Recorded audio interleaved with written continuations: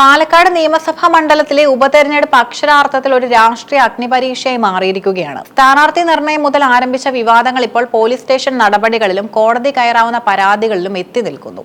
UDF സ്ഥാനാർത്ഥിയും പ്രശസ്ത നടനുമായ രമേശ് പിഷാരടിക്കെതിരെ മഹിളാ മോർച്ച നൽകിയ പരാതി പാലക്കാട്ടെ രാഷ്ട്രീയ അന്തരീക്ഷത്തെ കൂടുതൽ കലുഷിതമാക്കിയിരിക്കുകയാണ്. സ്ത്രീവിരുദ്ധ പരാമർശം നടത്തിയെന്ന് ആരോപിച്ച മഹിളാ മോർച്ച പാലക്കാട് ജില്ലാ പ്രസിഡന്റ് കവിത മേനോൻ ജില്ലാ പോലീസ് മേധാവിക്ക് നൽകിയ പരാതി വരാനിരിക്കുന്ന വോട്ടെടുപ്പിൽ നിർണായകമായ ചർച്ചാവിഷയമായി മാറുമെന്ന് ഉറപ്പാണ്. സംവിധായകൻ രഞ്ജിത്തുമായി ബന്ധപ്പെട്ട പീഡനാരോപണ കേസിനെ കുറിച്ച് മാധ്യമപ്രവർത്തകർ ചോദിച്ച ചോദ്യത്തിന് രമേശ് പിഷാരടി നൽകിയ മറുപടിയാണ് ഇപ്പോൾ വലിയ വിവാദങ്ങൾക്ക് തിരികൊളുത്തിയിരിക്കുന്നത്. പീഡനമൊക്കെ ഓരോരുത്തരുടെയും വ്യക്തിപരമായ കാര്യമാണ്. അതിൽ ഞാൻ അഭിപ്രായം പറയുന്നത് ശരിയല്ല എന്ന പിഷാരടിയുടെ പ്രസ്താവനയാണ് മഹിളാ മോർച്ച ആയുധമാക്കിയിരിക്കുന്നത്.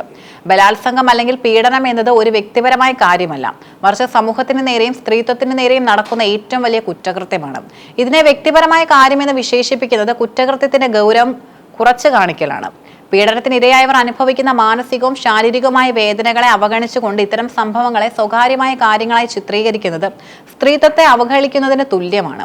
സ്ത്രീകളെ ബഹുമാനിക്കാത്തതും ഇത്തരം ക്രിമിനൽ നടപടികളെ നിസ്സാരമായി കാണുന്നതുമായ ഒരാൾക്ക് ഒരു കാരണവശാലും ജനപ്രതിനിധിയാകാൻ അർഹതയില്ലെന്ന പരാതിയിൽ ചൂണ്ടിക്കാട്ടുന്നു. പാലക്കാട് വടക്കുംതറയിൽ പ്രചാരണത്തിനെത്തിയ രമേശ് പിഷാരടിയെ BJP പ്രവർത്തകർ തടഞ്ഞതായിരുന്നു ഈ വിവാദങ്ങളുടെ തുടക്കം. കോൺഗ്രസ് നൽകിയ പരാതിയിൽ BJP വനിതാ കൗൺസിലർ ഉൾപ്പെടെ 3 പ്രവർത്തകർക്കെതിരെ പോലീസ് കേസെടുത്തിരുന്നു. ഇതിന് പിന്നാലെയാണ് പിഷാരടിക്കെതിരെ മറുപരാതിയുമായി മഹിളാ മോർച്ച രംഗത്തെത്തിയത്.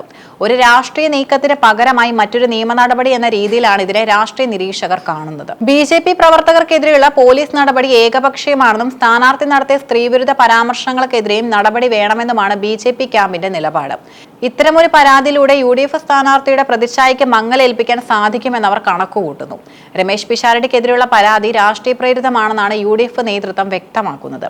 പിഷാരടിയുടെ വാക്കുകളെ സന്ദർഭത്തിൽ നിന്നും അടർത്തി മാറ്റി വിവാദം ഉണ്ടാക്കാനാണ് BJP ശ്രമിക്കുന്നത്. മാധ്യമങ്ങളുടെ നിരന്തരമായ ചോദ്യങ്ങളിൽ നിന്നും ഒഴിഞ്ഞു മാറാൻ അദ്ദേഹം പറഞ്ഞ മറുപടി സ്ത്രീവിരുദ്ധമായി ചിത്രീകരിക്കുന്നത് തെരഞ്ഞെടുപ്പ് കാലത്തെ ഗൂഢാലോചനയാണെന്ന് കോൺഗ്രസ് ആരോപിക്കുന്നു. UDF എന്നും സ്ത്രീ സുരക്ഷയ്ക്ക് മുൻഗണന നൽകുന്ന മുന്നണിയാണെന്നും ഒരു കലാകാരൻ എന്ന നിലയിൽ പിഷാരടി എന്നും സ്ത്രീകളെ ബഹുമാനിച്ചിട്ടുള്ള വ്യക്തിയാണെന്നും പ്രവർത്തകർ വാദിക്കുന്നു. പരാജയമടക്കുന്ന BJP വർഗീയതയ്ക്കും ഇത്തരം വ്യാജ പരാതികൾക്കും പിന്നാലെ പോവുകയാണെന്നാണ് UDF നേതാക്കളുടെ പരിഹാസം. പാലക്കാട് നഗരസഭ BJP ഭരിക്കുന്ന മണ്ഡലമായതിനാൽ തന്നെ BJPക്ക് ഇവിടെ വലിയ വിജയപ്രതീക്ഷയുണ്ട്. എന്നാൽ UDF സ്ഥാനാർത്ഥിയായി പിഷാരടി എത്തിയത് വോട്ടർമാർക്കിടയിൽ പ്രത്യേകിച്ച് യുവാക്കൾക്കിടയിൽ വലിയ ചലനമുണ്ടാക്കിയിരുന്നു. ഈ സ്വാധീനത്തെ തടയാൻ പിഷാരടിയെ വിവാദങ്ങളിൽ കുടുക്കുക എന്നത് എതിരാളികളുടെ തന്ത്രമായിരിക്കാം. സ്ത്രീ വോട്ടർമാർ നിർണായകമായി മണ്ഡലത്തിൽ സ്ത്രീവിരുദ്ധത എന്ന ആരോപണം ഗൗരവകരമാണ്.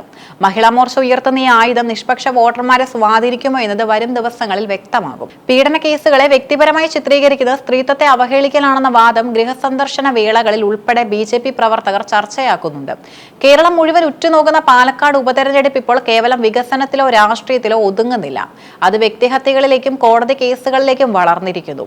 രമേശ് പിഷാരടിക്കെതിരെയുള്ള മഹിളാ മോർച്ചയുടെ പരാതി പോലീസിന്റെ കൈവശമാണ്. പോലീസ് നടത്തുന്ന പ്രാഥമിക അന്വേഷണവും അതിലെ കണ്ടെത്തലുകളും തിരഞ്ഞെടുപ്പ് ഫലത്തെ സ്വാധീനിക്കാനുള്ള സാധ്യതയുമുണ്ട്. ബലാത്സംഗത്തെ വ്യക്തിപരമായ കാര്യമായി ചിത്രീകരിക്കുന്നത് ശരിയാണോ എന്ന ധാർമ്മികമായ ചോദ്യം വോട്ടർമാർക്ക് മുന്നിലുണ്ട്. അതേസമയം രാഷ്ട്രീയ നേട്ടത്തിനായി ഇത്തരം പരാതികൾ നൽകുന്നത് ജനാധിപത്യത്തിന് ഭൂഷണമാണോ എന്ന ചോദ്യം UDF ഉയർത്തുന്നു. പാലക്കാട്ടെ പ്രബുദ്ധരായ വോട്ടർമാർ ഈ വിവാദങ്ങളെ എങ്ങനെ വിലയിരുത്തുന്നു എന്നതിനെ ആശ്രയിച്ചിരിക്കും ഇത്തവണത്തെ നിയമസഭാ പ്രവേശനം. അധിക്ഷേപങ്ങളും പരാതികളും നിറഞ്ഞ ഈ പ്രചാരണ കാലയളവ് അവസാനിക്കുമ്പോൾ പാലക്കാട് ആരെ വിജയിപ്പിക്കുമെന്നത് കാത്തിരുന്നു കാണേണ്ടതാണ്.